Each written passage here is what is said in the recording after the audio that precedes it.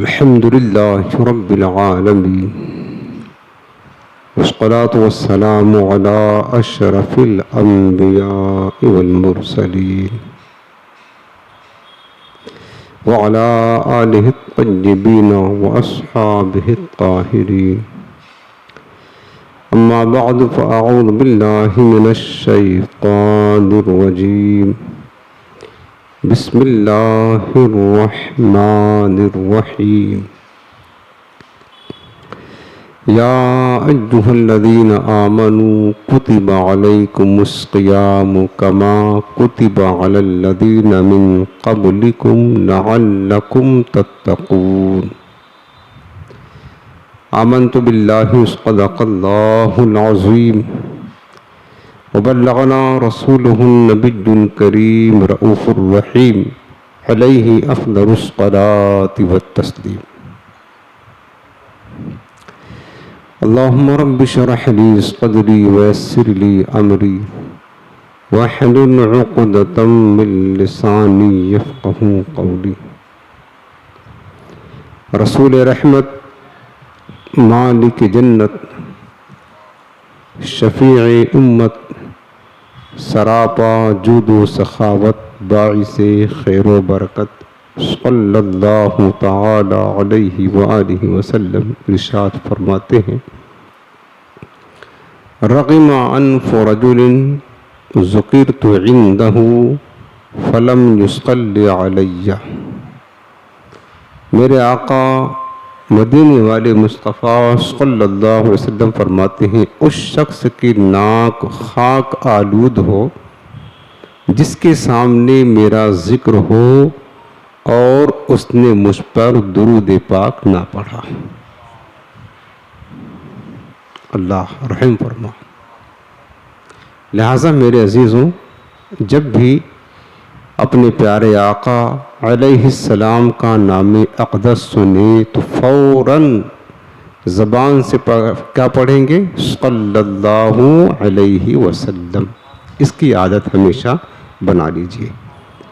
آج یہ نہایت ہی محبت کے ساتھ دل لگا کر گنبد خضرا کا پرنور تصور اپنے ذہن و فکر میں بسا کر، آنکھوں کو بند کر کے، سروں کو جھکا کر، نہایت ہی تعظیم و ادب کے ساتھ اپنے رحمت والے کریم آقا کی بارگاہ میں درود و سلام کا نذرانہ پیش کریں. الصلاۃ والسلام علیک یا رسول اللہ وعلی آلک واصحابک یا حبیب اللہ. الصلاۃ والسلام علیک یا نبی اللہ وعلی آلک واصحابک یا نور اللہ صلی اللہ علیہ وسلم. حاضرین محترم، ہفتہ واری اصلاحی بیان کا جو سلسلہ ہے، ماہ رمضان شریف انتہائی قریب ہے. اس مناسبت سے آج کے اس مبارک محفل کا جو عنوان ہے، چونکہ اللہ کی رحمت سے امید ہے کہ انشاءاللہ ہم سب ماہ رمضان کی بہاریں حاصل کریں گے، تو آج کا جو عنوان اس مناسبت سے رکھا ہے کہ حضور علیہ السلام ماہ رمضان کیسے گزارتے تھے، تاکہ ہمیں بھی پتہ ہو کہ ہمارے پیارے آقا علیہ السلام کس انداز میں رمضان مبارک کی پربہار لمحات کو کس طرح گزارتے تھے، تو ہم بھی اتباع رسول میں ایسے ہی رمضان شریف گزارنے کی کوشش کریں. لہٰذا آج جو باتیں آپ کی خدمت میں پیش کی جائیں، انتہائی انہماک توجہ کے ساتھ سنیے گا اور اپنے دل کے گوشے میں اس کو محفوظ رکھنا اور اس پر عمل کرنے کی بھی کوشش کریں گے انشاءاللہ عز و جل. سب سے پہلی بات یہ جان لیں کہ رمضان کی عظمت کیا ہے. ہمارے پیارے آقا علیہ السلام نے حدیث پاک میں فرمایا ہے کہ اگر میری امت کو معلوم ہو جائے کہ رمضان کیا ہے تو میری امت یہ تمنا کرے کہ کاش پورا سال رمضان ہی رہتا. سبحان اللہ.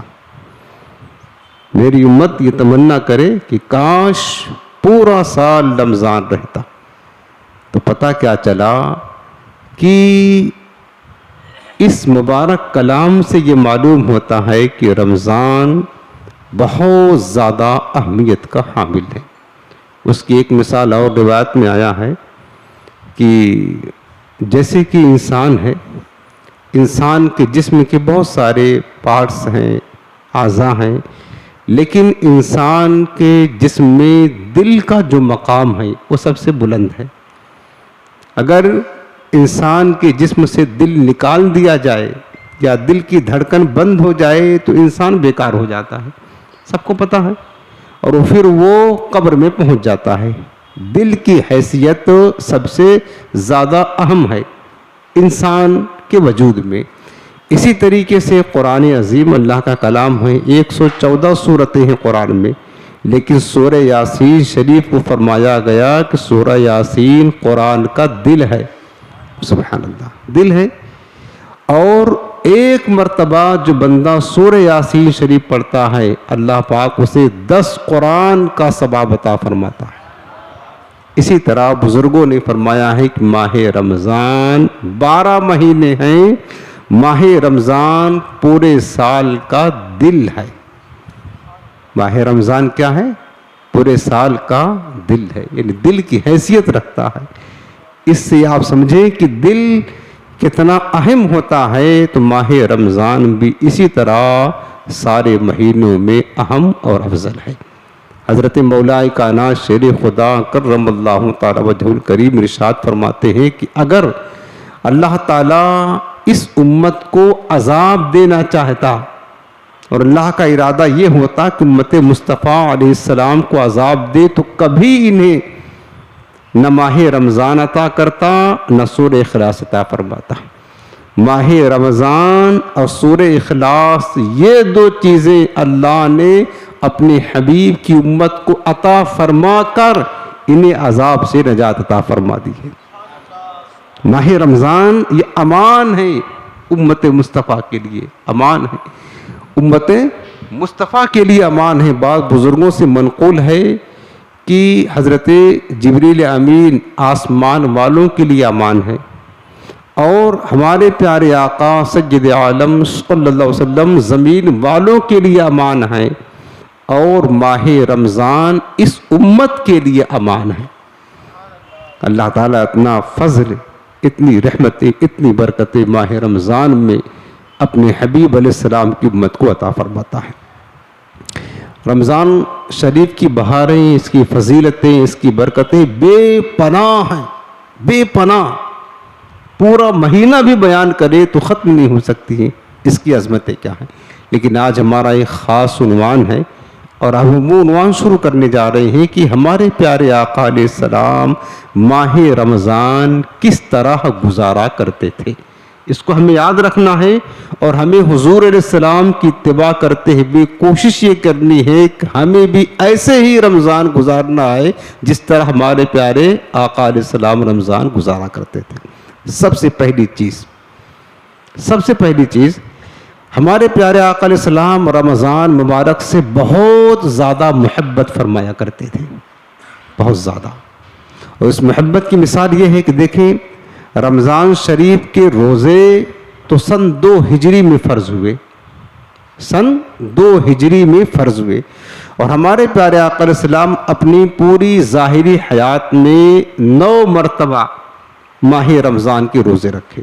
9 مرتبہ رمضان فرض ہونے کے روزے فرض ہونے کے بعد آپ کی ظاہری حیات میں 9 مرتبہ رمضان آیا تو 9 مرتبہ آپ نے 9 رمضان روزہ رکھا. لیکن جب رمضان شریف کے روزے فرض نہیں ہوئے تھے اس سے پہلے کی بات ہے، سرکار علیہ السلام رمضان سے محبت کتنی کیا کرتے تھے کہ آپ علیہ السلام کی مکی زندگی کی بات ہے کہ ہمارے آقا علیہ السلام جب رمضان شریف تشریف لاتا، روزہ ابھی فرض نہیں ہوا تھا، رمضان آتا تو کچھ توشہ لے کر کھانے پینے کا سامان لے کر غار حرا میں تشریف لے جاتے. غار حرا میں رمضان کی عظمت دیکھیے, رمضان سے محبت ہمارے آقا علیہ السلام کس طرح فرماتے تھے. ابھی روزہ فرض نہیں ہوا, اس سے پہلے ہمارے آقا علیہ السلام کچھ کھانے پینے کا سامان لے کر کے کہاں تشریف لے جاتے؟ غار حرا میں, اور مخلوق سے کٹ کر کے خلوت میں اپنے رب کی بارگاہ میں گریہ وزاری کرتے, ذکر و اذکار کرتے, عبادت کیا کرتے تھے. یہ سرکار کا معمول پہلے ہی سے تھا ماہ رمضان میں. حتیٰ کہ رمضان ہی کا مہینہ تھا جب ہمارے پیارے آقا علیہ السلام غار حرا میں عبادت الہی بھی مصروف تھے. رب العالمین نے وہ فرشتہ بھیجا جو وحی لے کر آتا ہے, اور رمضان ہی میں میرے آقا علیہ السلام پر غار حرا میں پہلے وحی نازل ہوئی, اقرا بسم ربک الذی خلق. اور آپ کو پتا ہے کہ رمضان نزول قرآن کا مہینہ ہے.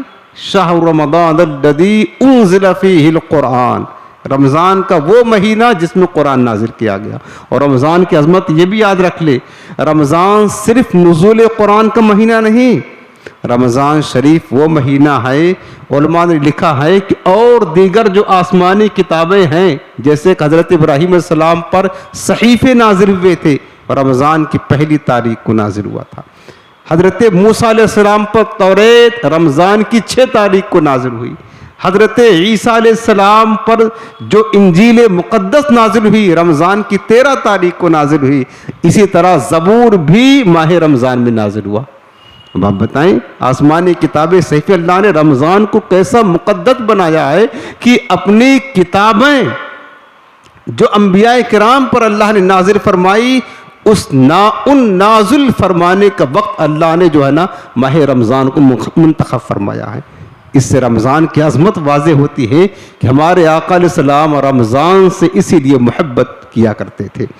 اس کے علاوہ دیکھیں سرکار کی محبت رمضان سے کتنی تھی, اس کی ایک نشانی یہ بھی ہے. حدیث پاک میں آتا ہے کہ ماہ رمضان آنے سے کئی ایام پہلے, حتیٰ کہ 2 مہینہ پہلے, جب رجب کا مہینہ تشریف لاتا تو ہمارے آقا علیہ السلام دعا کیا کرتے. میرے آقا علیہ السلام دعا فرماتے اذا دخل, سرکار دعا کس طرح فرماتے, اللہم بارک لنا فی رجب و شعبان وبلغنا رمضان. میرے آقا یہ دعا فرماتے, اے اللہ ہمیں رجب اور شعبان میں برکت عطا فرما اور ہمیں خیر و عافیت کے ساتھ رمضان نصیب فرما. یعنی رمضان پانے کی ہمارے پیارے آقا علیہ السلام دعائیں کیا کرتے تھے. یہ محبت کا انداز تھا حضور السلام کی. رمضان پانے کی دعا کرتے. شیخ ابن رجب حنبلی رحمۃ اللہ تعالی علیہ لکھتے ہیں کہ پتہ کیا چلا کہ مبارک وقت پانے کی دعا کرنا سنت مصطفیٰ ہے, تاکہ ان مبارک ایام میں, مبارک لمحات میں ہم زیادہ سے زیادہ اللہ کی عبادت کر سکیں. جیسے ہم دعا کرتے ہیں, مالک کاش ہمیں ماہ رمضان میں مدینہ منورہ اور مکہ المکرمہ کی بہاریں نصیب فرما, رمضان میں مدینہ اور مکہ دیکھنا نصیب فرما. تو مبارک ایام پانے کی دعا کرنا میرے پیارے آقا علیہ السلام کی سنت کریمہ ہے. اسی طرح حضور السلام رمضان سے محبت کتنا فرماتے. رمضان کا مہینہ تشریف لاتا, روایتوں میں ہے کہ جس دن رمضان کا چاند طلوع ہوتا اور شعبان کا آخری دن ہوتا, ہمارے پیارے آقا علیہ السلام صحابہ کرام کو مسجد نبوی شریف میں جمع فرماتے اور سرکار ان کے سامنے خطبہ دے کر کے رمضان کے فضائل و برکات, وظائف و اوراد خوب ارشاد فرماتے, تاکہ صحابہ کرام رمضان کے لیے اچھی طرح تیاری کر لے اور رمضان میں عبادت خوب کثرت کے ساتھ کرے. اور سرکار رمضان کی اہمیت کو اجاگر فرماتے صحابہ کے سامنے, تاکہ رمضان میں عبادت سے کسی طرح غفلت نہ برتی جائے. یہ ہمارے آقا علیہ السلام رمضان سے اتنی محبت فرماتے تھے. اور حضور علیہ السلام کی محبت کی ایک نشانی یہ بھی ہے, یعنی ہم یہ بات اس لیے بتا رہے تاکہ ہم بھی رمضان سے محبت کریں. حدیث پاک میں ہے کہ ہمارے آقا علیہ السلام رمضان میں کس طرح محبت کرتے. جب رمضان کی آمد ہوتی تو سرکار دعا کیا کرتے, اللہم سلمنی من رمضان وسلم رمضان لی وسلمہ منی، اے اللہ تو مجھے رمضان کے لیے سلامتی، صحت اور تندرستی عطا فرما۔ رمضان کے لیے کیا عطا فرما؟ سرکار دعا فرماتے صحت، تندرستی اور سلامتی عطا فرما، اور رمضان میں مجھے ہر طرح بلاؤں سے، آفتوں سے، ناگہانی مصیبتوں سے محفوظ فرما۔ یہ سرکار کی دعا تھی۔ اور میرے آقا دعا فرماتے کہ یا اللہ مجھے رمضان میں اپنی نافرمانی سے محفوظ فرما، یہ امت کی تعلیم کے لیے۔ یعنی سرکار علیہ السلام دعا فرماتے، بلکہ سیدہ عائشہ صدیقہ طیبہ طاہرہ رضی اللہ تعالی عنہا ارشاد فرماتی ہیں حضور السلام رمضان سے محبت کتنی کرتے اور رمضان میں عبادت کی تڑپ کتنی رکھا کرتے تھے۔ شعب الایمان کی حدیث پاک ہے، سیدہ عائشہ رضی اللہ تعالی عنہا روایت کرتی ہیں کہ کان رسول اللہ صلی اللہ علیہ وسلم اذا دخل رمضان تغیر لونہ وکثرت صلاۃ وابتہل فی الدعاء واشفق منہ۔ جب رمضان تشریف لاتا تو ہمارے آقا علیہ السلام کے چہرے کا رنگ متغیر ہو جاتا، بدل جاتا۔ کس وجہ سے بدل جاتا؟ میرے آقا علیہ السلام اس فکر میں ہوتے کہیں رمضان میں کوئی مشکل آ جائے، کوئی بیماری یا مصیبت آ جائے تو حق عبودیت میں کمی واقع نہ ہو جائے، رمضان میں جو عبادت کرنے کا حق ہے اس میں کمی نہ واقع ہو جائے۔ اس خوف سے ہمارے آقا علیہ السلام اللہ کی خشیت بہت زیادہ پیدا ہو جاتی اور سرکار کے چہرے کا رنگ متغیر ہو جاتا۔ اس لیے میرے حضور دعا کرتے ہیں اللہ اللہم سلمنی من رمضان، یا اللہ تو مجھے رمضان کے لیے صحت اور سلامتی عطا فرما۔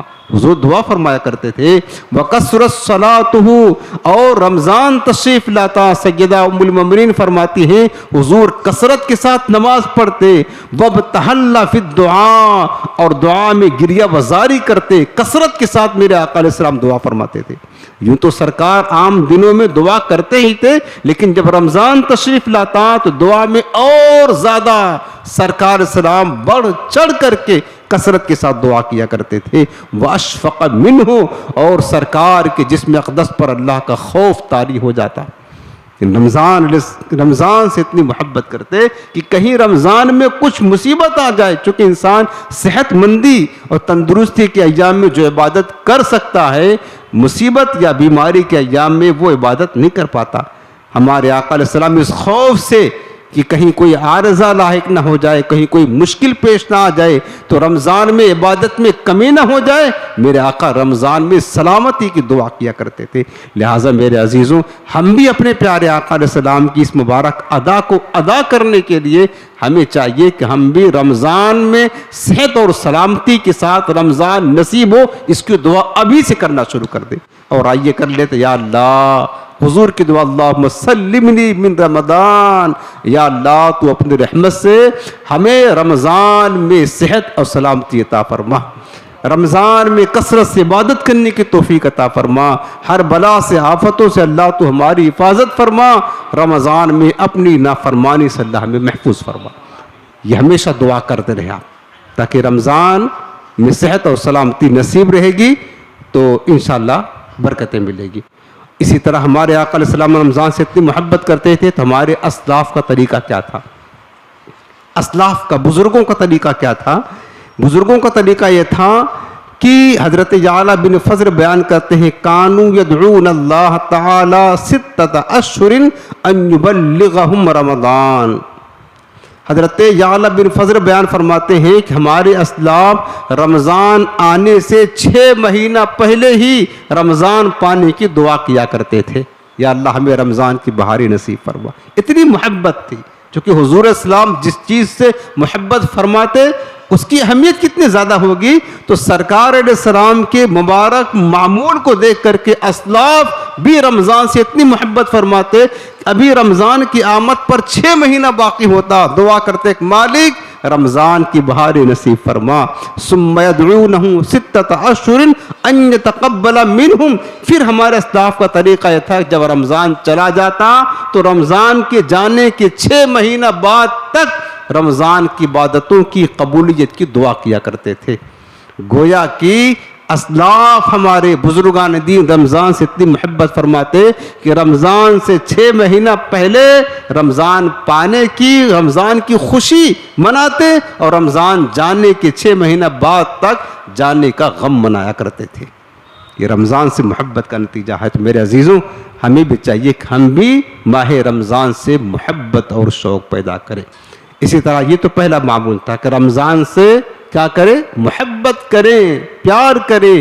رمضان خیر و عافیت کے ساتھ، صحت کے ساتھ نصیب ہو، اللہ کی بارگاہ میں اس کے لیے دعا کریں۔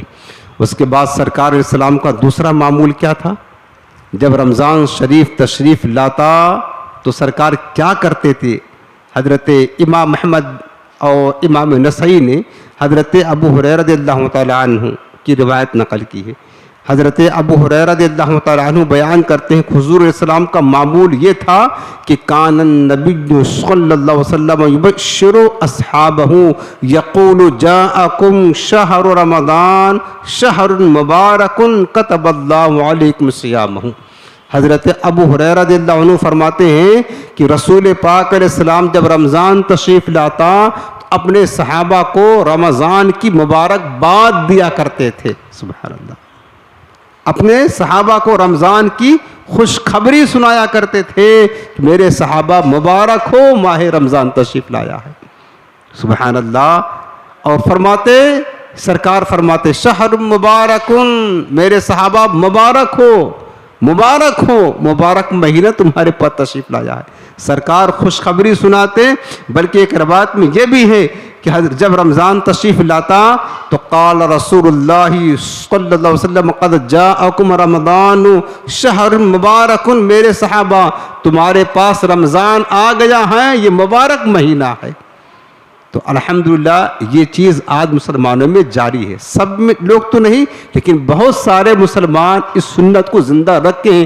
آپ دیکھیں جیسے رمضان کا چاند آئے گا، مسلمان ایک دوسرے کو مبارکباد دیتے ہیں اور ایک دوسرے کو میسج کے ذریعے سے مبارکباد دیتے ہیں، رمضان کا چاند مبارک ہو، ماہ رمضان مبارک ہو۔ اگر آپ اس چیز کو میسج کے ذریعے سے یا زبان سے بول کر کے اگر آپ مسلمانوں کو رمضان کی مبارکباد دیتے ہیں تو ادائے سنت کی نیت سے دیں گے تو مصطفیٰ کریم کی سنت ادا کرنے کی توفیق بھی نصیب ہوگی، سنت پر عمل کرنے کی برکتیں ملے گی۔ تو یہ کریں گے انشاءاللہ، یہ تو آسان ہے نا، یہ ہمارے حضور کا معمول تھا۔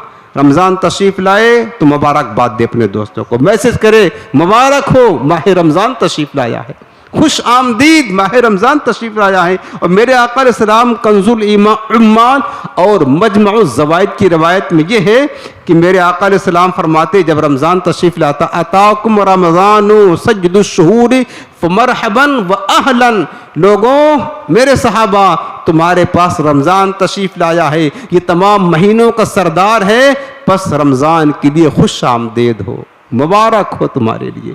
یہ سرکار فرماتے اہلا وسہلا مرحبا، جس کو کہتے ہیں نا ویلکم ٹو یو، تمہیں مبارک ہو، خوش آمدید ہو۔ اس طریقے سے رمضان کی مبارک بات دینے کی عادت ادائے سنت کی نیت سے کرے۔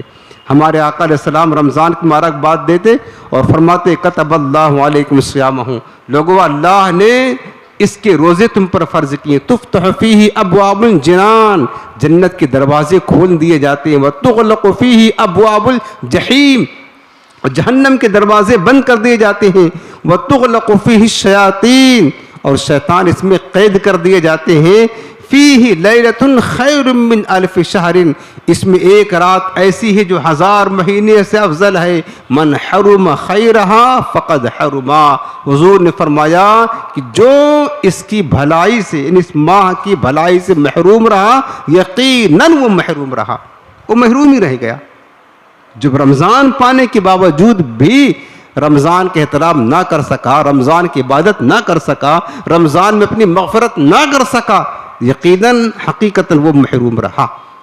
الحاوی للفتاوی میں امام جلال الدین سیوطی اور شافعی رحمۃ اللہ تعالی علیہ لکھتے ہیں مبارکباد کے مسئلے میں کہ ھذا الحدیث اصل فی تہنیت شہر رمضان، کہ رمضان کی مبارکباد دینے کے سلسلے میں یہ حدیث پاک اصل اور بنیاد ہے۔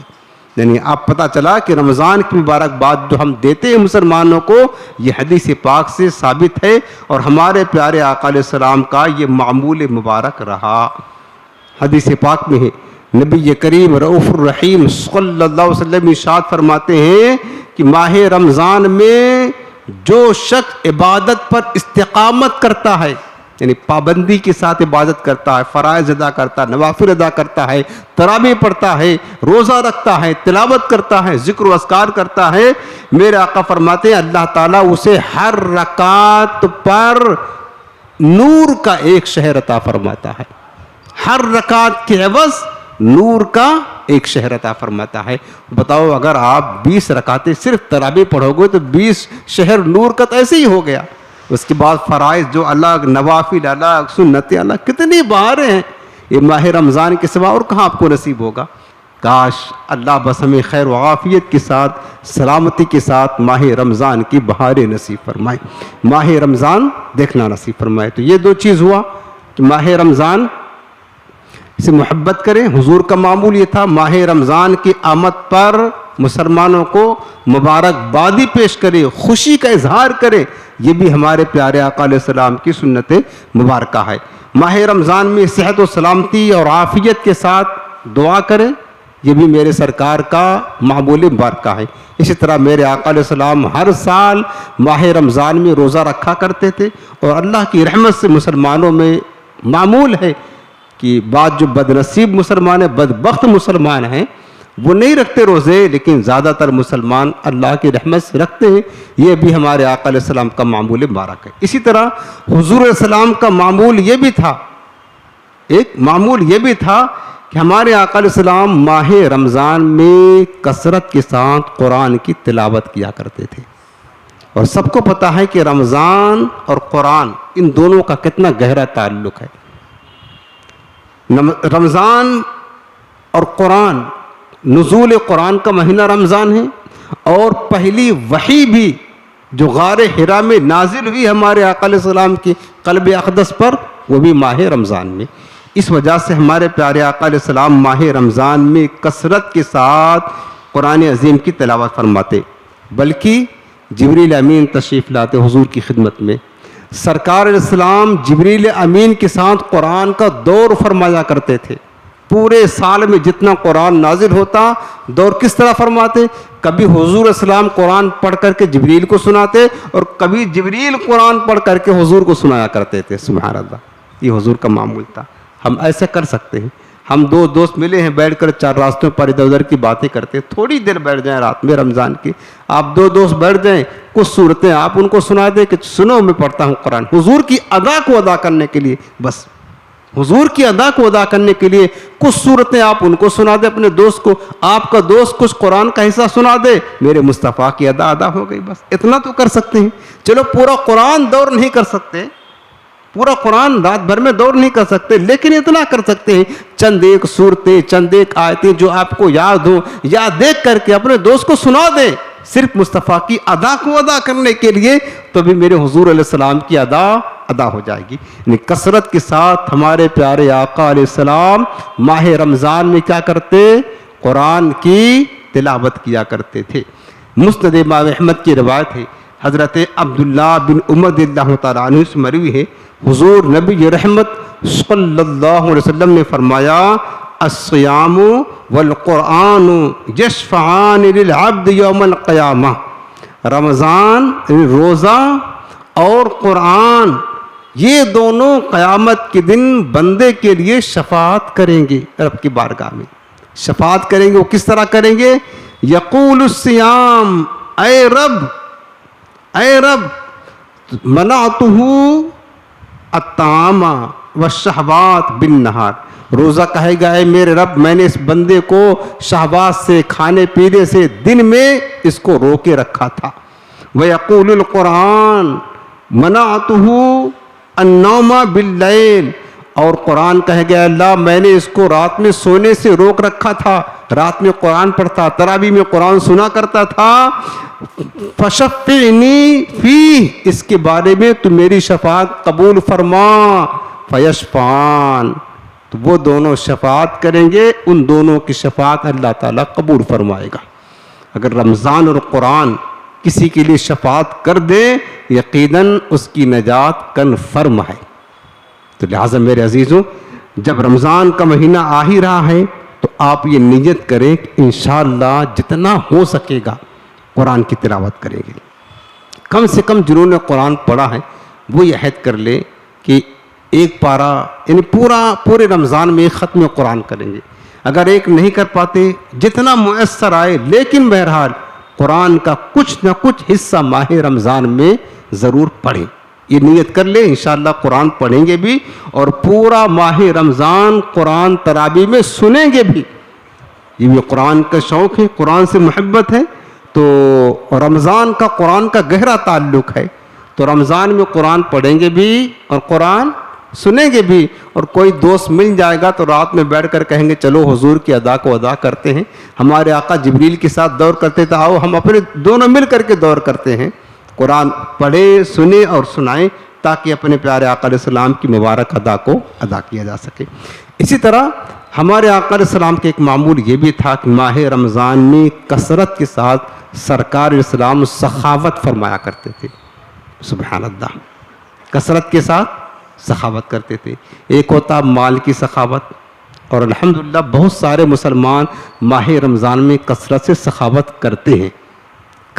زکوٰۃ کی صورت میں، افطاری اور سحری کا انتظام کرتے اس کی صورت میں، صدقہ و خیرات کی صورت میں، غریبوں کی مدد کرنے کی صورت میں، رشتہ داروں قرابت داروں کی مدد کرنے کی صورت میں مسلمان کرتے ہیں.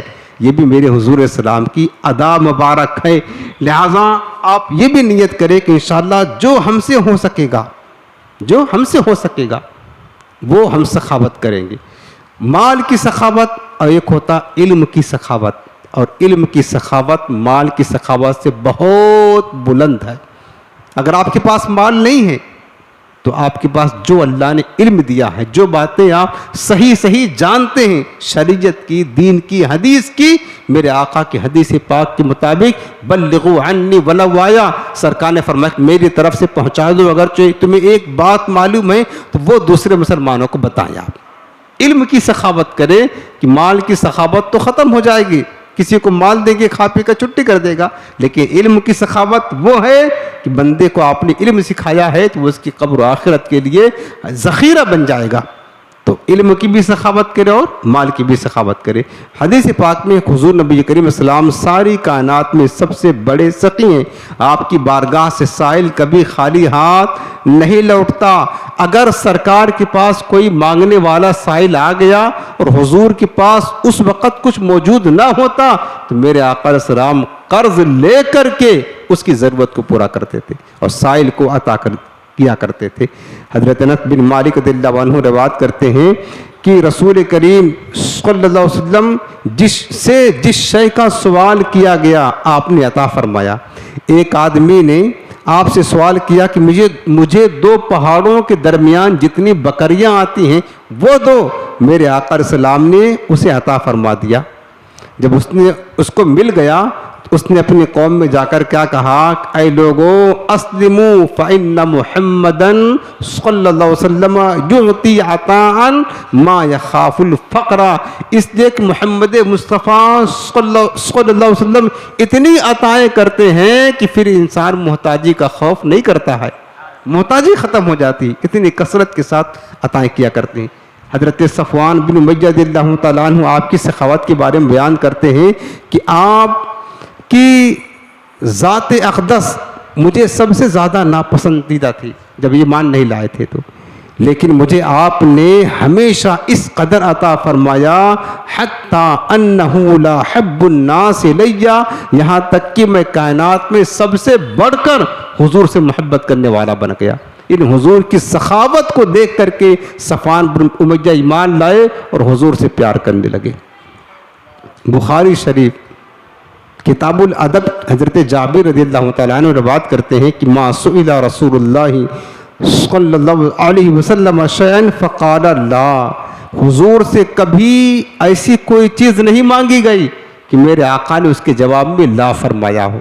ہمیشہ سرکار نے جس نے جو کچھ مانگا آقا کریم نے اسے ضرور عطا فرمایا. وہ اعلیٰ حضرت فرماتے ہیں نا، واہ کیا جود و کرم ہے شہ بتہاں تیرا، نہیں سنتا ہی نہیں مانگنے والا تیرا۔ حضور السلام کی عطائیں بلکہ حدیث پاک میں ہیں کہ میرے آقا علیہ السلام اتنی کثرت کے ساتھ سخاوت فرمایا کرتے تھے، اتنی کثرت کے ساتھ کہ یعنی اتنی کثرت کے ساتھ سخاوت فرماتے کہ تیز بارش، جو بارش کے قطرے تیزی کے ساتھ گرتے، تیز بارش کے قطرے بھی ہمارے آقا علیہ السلام کی سخاوت کا مقابلہ نہیں کر پاتے تھے۔ ماہ رمضان میں سخاوت کا حال حضور علیہ السلام کا یہ ہوا کرتا تھا، اور سرکار السلام عبادت کے لیے کمر بستہ ہو جاتے تھے، عبادت کے لیے کمر بستہ ہو جاتے تھے۔ تو لہٰذا میرے عزیزوں، ہم یہ بھی نیت کریں کہ انشاءاللہ تعالی ہم ماہ رمضان میں مال کی اور علم کی جو ہم سے ہو سکے گا انشاءاللہ سخاوت ضرور کریں گے۔ زکوٰۃ کی صورت میں بھی سخاوت کریں آپ، نفلی عطیات و صدقات کی صورت میں سخاوت کریں آپ، اسی طریقے سے غریبوں کو، ضرورت مندوں کو، رشتہ داروں کو، قرابت داروں کو، دوست احباب کو آپ سحری افطاری وغیرہ کے انتظامات کو سامان دے کر کے بھی سخاوت کریں۔ بہرحال حضور السلام کا یہ معمول مبارک ہمیں اپنانے کی ضرورت ہے، تو یہ بھی سرکار کا ایک معمول تھا۔ اسی طریقے سے ہمارے پیارے آقا علیہ السلام کا معمول مبارک یہ تھا، اب سب تو نہیں کر سکتے لیکن جس سے ہو سکے وہ ضرور کرے، کہ سرکار ہر سال ماہ رمضان کے آخری عشرے میں 10 دن کا اعتکاف کیا کرتے تھے۔ آپ میں سے جس سے ممکن ہو وہ کر سکتا ہے، چونکہ اعتکاف فرض نہیں ہے، سنت کفایہ ہے۔ اگر محلے کے ایک آدمی بیٹھ گیا سب کی طرف سے ادا ہو گیا، تقریباً ہر مسجد میں کچھ لوگ بیٹھتے ہیں، لیکن اگر وقت گنجائش دیتا ہے، سب سہولت ہے، تو کم سے کم زندگی میں ایک مرتبہ ہی صحیح حضور السلام کی اس مبارک ادا کو ہمیں ادا کرنا چاہیے۔ اگر ممکن ہو تو اعتکاف آخری عشرے کا ضرور کریں۔ اسی طریقے سے ماہ رمضان میں مسواک کرنا، سرکار تو ہمیشہ مسواک فرمایا کرتے تھے، ہمیشہ، بلکہ مسواک کی میرے آقا نے بڑی تاکید فرمائی ہے، اور مسواک کی روحانی اور جسمانی بہت سارے فائدے بزرگوں نے بیان کیا ہے، بہت سارے، جسمانی بھی فائدہ ہے، روحانی بھی فائدہ ہے۔ تو میں آپ سے عرض کروں گا کہ مسواک اس سنت کو زندہ کریں، ہم کم سے کم رمضان سے شروع کر دیا، مسواک آپ لے لیں اور حضور السلام کی سنت کی ادائیگی کے نیت سے پورا مہینہ رمضان کا مسواک ضرور کریں، حالت روزہ میں بھی مسواک کریں، یہ سنت ہے۔ چونکہ آپ دیکھیں صبح سے لے کر کے سارا دن انسان کا منہ بند رہتا، کھانا پینا نہیں ہوتا نا، تو ایک طرح کی بو منہ میں آتی ہے۔ اب پیسٹ یا منجن تو نہیں کر سکتے آپ، چونکہ اس میں خطرہ ہے کہ اگر اس کا ذرہ اندر گیا تو روزہ ٹوٹ جائے گا، اور مکروہ بھی ہے کرنا، منجن وغیرہ نہیں، لیکن مسواک آپ کی منہ کی صفائی کے لیے بہترین ذریعہ ہے، منہ کی صفائی کے لیے رب کو راضی کرتی ہے، بہت سارے فوائد۔ خیر ہمارا عنوان مسواک نہیں ہے، لیکن میں اجمالی طور پر بتا دیتا ہوں کہ مسواک کے جسمانی روحانی بہت سارے فوائد ہیں، لہٰذا یہ بھی نیت کرے، اور مسواک کی آپ کو ضرورت پڑے گی، کیونکہ رمضان بتا ہے کہ دن میں بعض اوقات منہ میں وہ ایک طرح کی بو آ جاتی ہے، کسی کے سامنے بات کرنے میں وہ مطلب خراب لگتا ہے، اچھا نہیں لگتا ہے کہ بو آ رہی ہوگی، منہ بند، کچھ کھایا پیا نہیں ہے۔ مسواک کریں گے آپ، ہر وضو کے ٹائم مسواک کریں تو انشاءاللہ منہ کی بو بھی بہتر ہو جائے گی، اور سب سے بڑی بات کہ حضور علیہ السلام کی سنت بھی ادا ہوگی۔ اسی طرح ماہ رمضان میں سرما لگانا، سرما لگا سکتے، سرکار کی سنت یہ بھی، حالت روزہ میں بھی، تو یہ سنت بھی ادا کریں، ہمارے آقا علیہ السلام کی یہ سنت مبارکہ بھی ادا کریں۔ اور حضور السلام کا معمول مبارک یہ بھی تھا کہ ماہ رمضان میں سرکار 20 رکعت نماز تراویح بھی پڑھا کرتے تھے۔ آج لوگوں نے ڈسکاؤنٹ دے دیا، ڈسکاؤنٹ جانتے ہیں، ڈسکاؤنٹ عرب شریف میں مکہ مکرمہ کو لوگ بڑا فالو کرتے ہیں، جو کہ ارے وہاں تو ہوتا ہے یہ کام، اور نہیں بیٹھتے کہ جاہل نجدی وہاں بیٹھ کر کے عمل دخل شریعت میں کرتے رہتے ہیں۔ کبھی 8 رکعت کا آرڈر لگا دے، کس سال تراویح 8 رکعت ہوگی، ابھی اس سال میں نے سنا شاید کہ 10 رکعت ہوگی۔ ان کے باپ کی شریعت ہے، جب مرضی کا 8 کر دیا، جب مرضی کا 10 کر دیا، شریعت میرے مصطفیٰ کی ہے، یاد رکھنا، شریعت ہمارے پیارے آقا علیہ السلام کی ہے، ٹھیک۔ اور ہمارے آقا علیہ السلام نے ہمیشہ 20 رکعت تراویح پڑھا، 20 رکعت، 8 رکعت نہیں پڑھا۔ 8 رکعت تو سرکار تہجد کی نماز، یہ تو رمضان غیر رمضان سب جگہ ہر وقت پڑھا کرتے تھے، یعنی سارا سال پڑھا کرتے تھے، صرف رمضان میں نہیں۔ جو یہ غیر مقلدین نکل جائے صرف 8 رکعت تراویح، تو پھر رمضان کے علاوہ بھی پڑھو 8 رکعت، چونکہ سرکار تو رمضان کے علاوہ بھی 8 رکعت پڑھتے تھے، بلکہ 3 رکعت وتر اور 8 رکعت تہجد، 11 رکعت سرکار 11 رکعت پڑھا کرتے تھے۔ تو یاد رکھنا تراویح 20 رکعت ہے۔ سیدنا فاروق اعظم رضی اللہ تعالیٰ عنہ نے جو صحابہ کرام کو جمع کر کے حضرت ابی بن کعب کے پیچھے ان کو جمع کیا اور پورا قرآن سناتے تھے، وہ 20 رکعت تراویح کا تھا۔ اور پہلے حرم شریف میں ہوتی تھی 20 رکعت، 2-3 سال سے ان نجدی حکومت نے آگے پیچھے ڈسکاؤنٹ دینا شروع کر دیا لوگوں کو، شریعت میں بھی ڈسکاؤنٹ دینا شروع کر دیا۔ بتاؤ ذرا اتنی جرات، یعنی ان کا کیا بھروسہ، یہ کیا چینج کر دیں، کیا بدل دے، کیا بدل دے؟ تو یہ طریقہ درست نہیں ہے۔ تو 20 رکعت تراویح یہ آپ نیت کریں کہ انشاءاللہ ہو سکے تو آپ ایک ہی جگہ تراویح پڑھیں، جہاں آپ کو بہتر جمے، جہاں آپ کو مناسب لگے ایک ہی جگہ تراویح پڑھیں گے تو فائدہ کیا ملے گا؟ قرآن پاک سے سنیں۔ فائدہ یہ ملے گا کہ آپ کو اول سے آخر تک قرآن عظیم پورا سننے کی سعادت نصیب ہو جائے گی۔ سب کو پتہ ہے کہ سارا سال گزر جاتا ہے، قرآن عظیم پورا سننا نصیب نہیں ہوتا ہے، نہ پڑھنا نصیب ہوتا ہے۔ تو کم سے کم رمضان کی برکت سے یہ فائدہ تو مل جائے گا آپ کو، جب ایک جگہ آپ مستقل روزانہ بلا ناغہ تراویح پڑھیں گے تو پورا قرآن سننے کا شرف مل جائے گا، اور 20 رکعت تراویح بھی ہماری ادا ہو جائے گی۔ تو لہٰذا مسلمانوں کوشش یہ کریں کہ ماہ رمضان میں نیت کے بعد 2-4 دن پڑھ کر کے تراویح چھوڑ دیتے ہیں۔ اور کافی لوگ تو عجیب طرح لوگوں کا مزاج بن گیا ہے یار، عجیب طرح لوگ فاسٹ چاہتے ہیں، جتنا جلدی ہو سکے نا، جیسے نا لوگ سفر کرنے میں فاسٹ چاہتے ہیں کہ جہاز سب سے پہلے پہنچاتے، جہاز کا ہم سفر کریں گے، راجدھانی ایکسپریس بہت تیز جاتی ہے اس پر جائیں گے، تو دین کو بھی اسی طرح سمجھ لیا ہوا ہے کہ دین کو بھی جو ہے نا بس نماز ہو، کیا کہتے ہیں تراویح ہو، قرآن کی تلاوت ہو، بس فوراً شروع ہو ختم کر دیا جائے۔ یہ مناسب طریقہ نہیں ہے میرے پیارے، یہ اچھا طریقہ نہیں ہے۔ دین کے معاملے میں، نماز کے معاملے میں اطمینان، وقار، سکون چاہیے، سکون چاہیے۔ تو ماہ رمضان میں پوری تراویح سنیں گے اور پورا قرآن سنیں گے، اس کی بھی انشاءاللہ نیت کرتے ہیں۔ تو یہ بھی آپ نیت کر لیں۔ اسی طریقے سے ایک چیز اور، حضور السلام کا معمول تو یہ صرف رمضان میں نہیں تھا، ہمیشہ تھا۔ ہمارے آقا علیہ السلام تہجد کی نماز ہمیشہ پابندی کے ساتھ پڑھتے تھے۔ ہم کو پتہ، ہم لوگ کاہل ہیں، ہمیں تو فرائض کی پابندی نصیب ہو جائے ہمارے لیے یہ بہت بڑی بات ہے۔ تہجد کی سعادت کہاں ہم لوگوں کی قسمت میں ہے، لیکن رمضان میں یہ آپ کے لیے بہت آسانی ہے پیارے، بہت آسانی ہے رمضان میں، بہت آسانی۔ میں آپ کو مشورہ دیتا ہوں، اور سرکار کا معمول مبارک تو تھا ہی کہ رمضان شریف میں آپ کو تہجد پڑھنا بہت آسان ہے، کم سے کم 1 مہینہ ہی صحیح چلو۔ ہمارے آقا علیہ السلام نماز تہجد سے بہت محبت کرتے تھے، کبھی قضا نہیں کرتے تھے تہجد کی نماز۔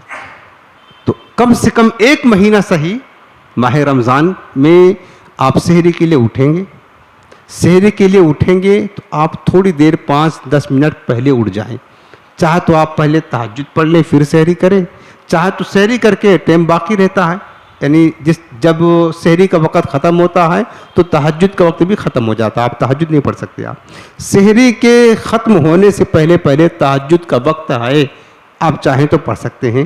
تو یہ نیت کریں، آپ کے لیے آسانی۔ لیکن تہجد کے لیے اب کوئی ساری رات نہیں سو سکا، مثلا ساری رات جاگتا رہا، تہجد کے لیے شرط ہے، اس کا وقت کیا ہے؟ عشاء کی فرض پڑھنے کے بعد تھوڑی دیر کے لیے اگر ایک نیند لے لیا، اچھا نیند ضروری نہیں کہ آپ سو کر کے آرام سے کھراٹے لیں تو ہی نیند ہوگی، بیٹھے بیٹھے آپ سو گئے، مثلا یوں جھکے آ گیا تو بھی نیند ہو گئی۔ عشاء کی فرض پڑھنے کے بعد تھوڑی دیر اگر آپ کو جھوکا بھی آ گیا، اس کے بعد تہجد کا وقت شروع ہو جاتا ہے۔ تہجد کے وقت تو یہ نہیں کہ 3 بجے ہے، رات کے آخری پہر، صرف وہی نہیں ہے، اس وقت پڑھنا بہتر ہے۔ لیکن آپ نے عشاء کی نماز مثلاً پڑھ لیا 11 بجے 10 بجے پڑھ لیا، اس کے بعد ایک جھوکا آ گیا، تہجد کا وقت شروع ہو گیا، اگرچہ 12 نہیں بجا ابھی، تہجد کے لیے 12 بجنا اس کا وقت شروع ہی ہوتا ہے۔ عشاء کی فرض پڑھنے کے بعد جھوکا اگر ایک آ جائے، اس کے بعد تہجد آپ پڑھ سکتے ہیں۔ اب اگر آپ رات میں سوئے ہیں تھوڑی دیر، آپ کو نیند کا جھوکا آیا ہے، تب تو تہجد پڑھ سکتے ہیں، چونکہ سونا اس کے لیے شرط ہے۔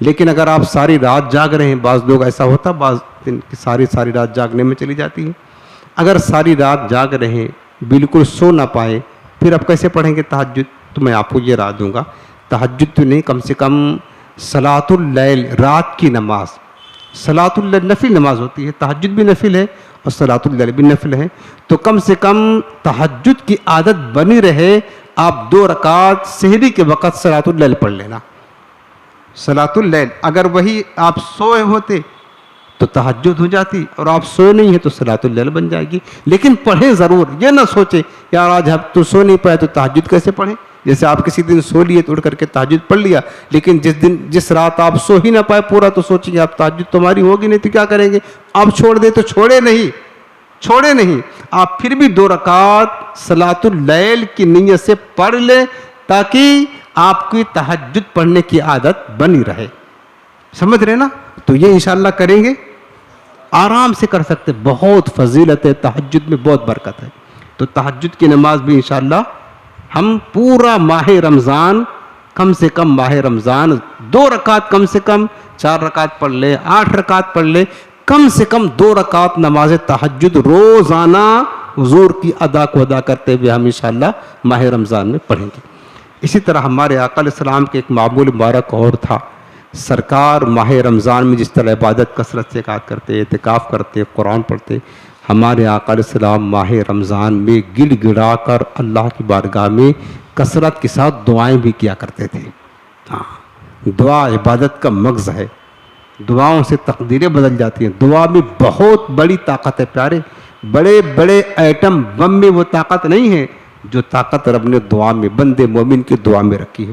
اور رمضان شریف قبولیت کا مہینہ ہے، یاد رکھنا، رمضان قبولیت کا مہینہ ہے، قبولیت کا مہینہ ہے، تو رمضان میں ہمارے آقا کثرت کے ساتھ رو رو کر گڑ گڑا کر دعائیں کیا کرتے تھے، تو ہم بھی یہ نیت کریں کہ انشاءاللہ ماہ رمضان میں عام مہینوں کی بنسبت کثرت کے ساتھ ہو سکے تو رو رو کر یا رونے جیسی صورت بنا کر گڑ گڑا کر کے انشاءاللہ رب کی بارگاہ میں دعائیں کریں گے۔ اب دعا کا وقت کیا ہے؟ آپ دن بھر روزہ رکھیں، یہ عبادت کی حالت میں ہیں، چاہے تو رات میں بھی کریں، دن میں کریں، لیکن 2-4 وقت ایسے ہیں دعا کے لیے جو خاص حدیث میں آیا ہے، قبولیت کا وقت ہوتا ہے۔ ایک افطار کے وقت دعا کرنا، یہ قبولیت کا وقت ہوتا ہے، سمجھ رہے؟ افطار کے وقت دعا کرنا قبولیت کا وقت ہوتا ہے۔ ہم نے دیکھا ہے جو یعنی جب غروب آفتاب کا وقت ہوتا ہے، عصر کے بعد کا وقت، اس وقت لوگ خرید و فروخت میں، بازاروں میں، ادھر ادھر، یہ بہت نازک وقت ہوتا ہے، بہت اہم وقت ہوتا ہے۔ عورتیں ہوتی ہیں کچن میں لگی رہتی ہیں بیچاری، افطاری وغیرہ تیار کرنی ہوتی ہیں، آدمی لوگ جاتے ہوتے ہیں بازار میں، یہ خریدو وہ خریدو، یہ لے بھاگ وہ لے بھاگ، ایسا نہ کریں آپ، یعنی آپ یہ سمجھ لیں کہ غروب یعنی افطار سے کم 20 منٹ پہلے ہی تمام کاموں سے فارغ ہو جائیں۔ یہ جو آپ عمل کریں انشاءاللہ، ہمارا تو معمول ہے الحمدللہ، اس لیے میں آپ کو بتا رہا ہوں بہت برکتیں ملے گی، پھر آپ کو روزہ رکھنے کی اور روحانیت ملے گی۔ افطار کے تقریباً 20 منٹ پہلے جو بھی آپ کو کام کرنا ہے نا، افطاری لانا، یہ کرنا، سب سے فری ہو کر کے آپ جو ہے نا، اور گھر میں عورتوں کو بھی بول دیں کہ افطار سے 20 منٹ پہلے جو پکانا ہے سب پکا کر کے چھٹی کر دے، افطار آپ لگا دے، دسترخوان لگا کر کے بیٹھ جائیں، اور سب گھر والے مل کر آپ بھی اللہ کے بارگاہ میں ہاتھ اٹھا دیں۔ وہ وقت قبولیت کا وقت ہوتا ہے پیارے، اس وقت رو رو کر دعا کرے کہ بندہ رب کی حضور دن بھر بھوکا پیاسا رہا، زبان سوکھ گئی، اللہ کو بڑا پیار آتا ہے اس وقت پر، بندے پر بہت پیار آتا ہے، تو اس وقت بندہ جو رو کر دعا کرے گا اللہ ضرور اس کی دعا قبول فرمائے گا، یہ رب کی رحمت سے امید ہے۔ تو یہ آپ کریں، اور گھر میں اپنے عورتوں کو بتائیں گھر میں کہ ایسا نہ ہو کہ غروب افطار اعلان ہو رہا آپ بھی بتائیں کہ بھجیا تلنا باقی ہے، تب یہ پکوڑا بنانا باقی، ایسا نہ ہو، پھر کیا وہ نورانیت محرومیت ہوتی ہے نا، جو چیزیں ہمیں برکتیں ملنی ہیں دعا کی وہ چھوڑ جاتا ہے، تو بھاگتے بھاگتے افطار کیا، ایسا نہ کریں، یہ معمول جا کے بتا دیں، اور آپ بھی افطار سے 20 منٹ پہلے فری ہو کر کے بیٹھ جائیں، چاہے تو آپ مسجد میں بیٹھیں، گھر میں کہیں بھی بیٹھیں، لیکن وہ وقت افطار سے 15-20 منٹ پہلے آپ دعاؤں میں گزاریں، ٹھیک ہے نا؟ انشاءاللہ برکتیں ملے گی۔ خوب دعا کرے، رو رو کر کے دعا کرے، اپنی قسمت پر ناز کرے کہ اللہ تو نے اپنے حبیب کو امتی بنایا اور ہمیں ماہ رمضان خیر کے ساتھ نصیب فرمایا، یہ دعا کرے۔ اسی طرح اصل میں جو افطاری کی دعا ہے نا، افطاری کی دعا افطار کرنے کے بعد پڑھنا سنت ہے، لیکن میں آپ کو اس سے پہلے بتا رہا ہوں چونکہ افطار کرنے کے بعد زیادہ وقت دعا مانگنے کا نہیں لیتا ہے، نماز کا وقت ہو جاتا ہے، نماز کا وقت ہو جاتا ہے تو اس وقت بھی سنت کی ادائیگی کریں گے. مثلاً کھجور سے افطار کرنا یہ بھی حضور کی سنت ہے, تو یہ بھی نیت کریں تقریباً مسلمان اس سنت کو زندہ رکھے ہیں. کھجور سے تقریباً افطار مسلمان کرتے ہیں الحمدللہ.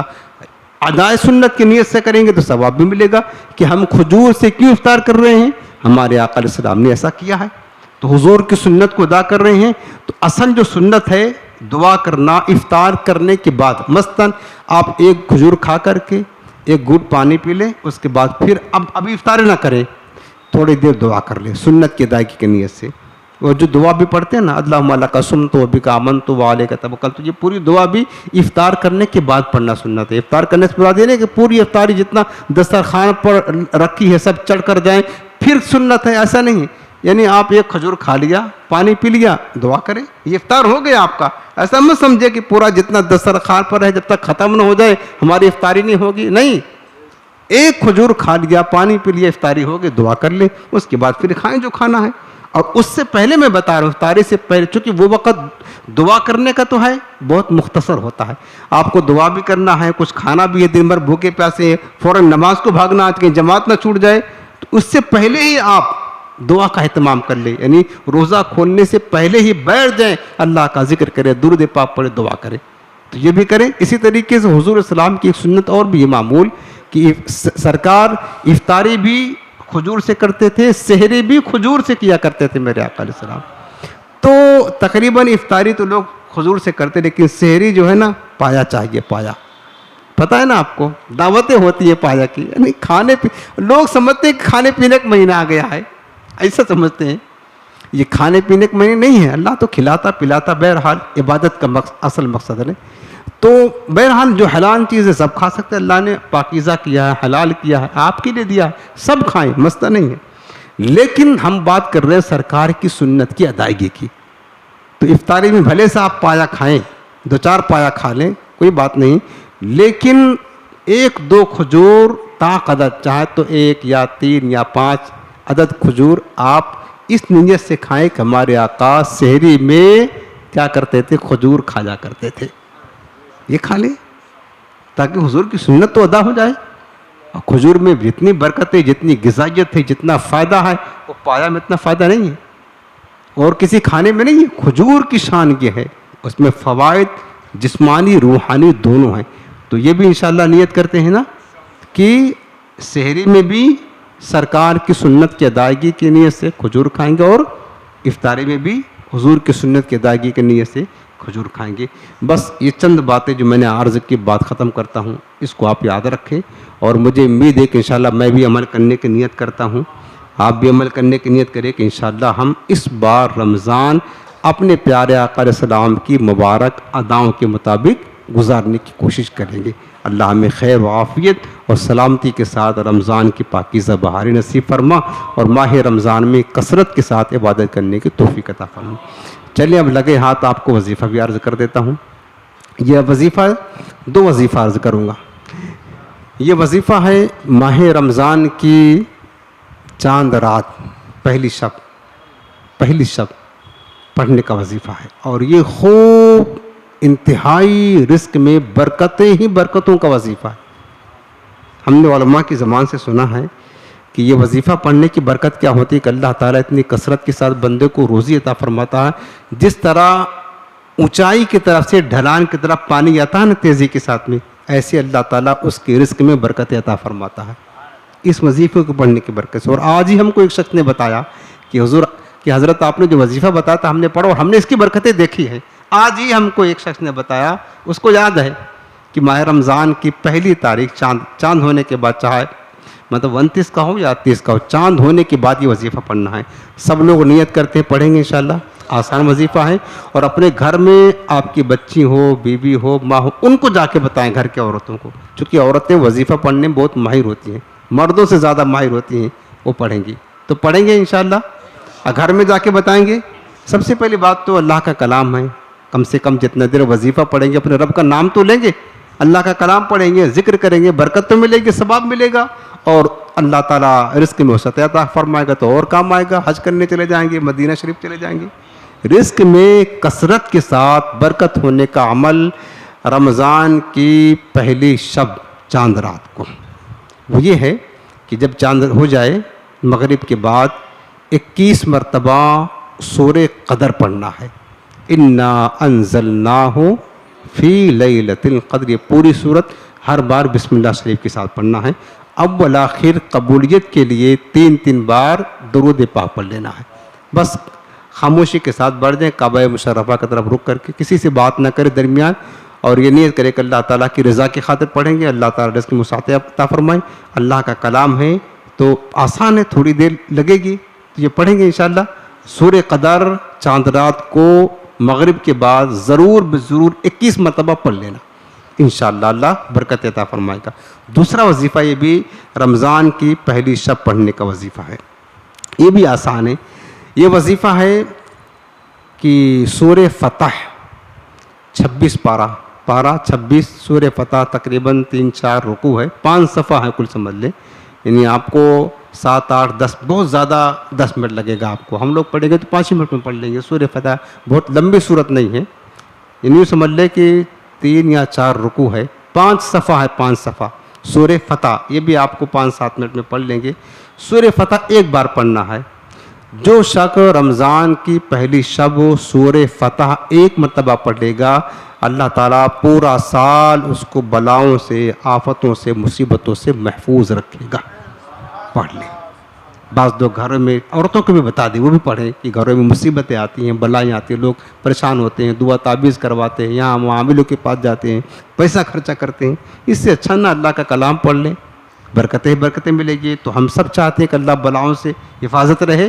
تو سورہ فتح 1 مرتبہ آپ رمضان کی یہ چاند رات کو ضرور پڑھ لیجئے گا، ٹھیک ہے نا.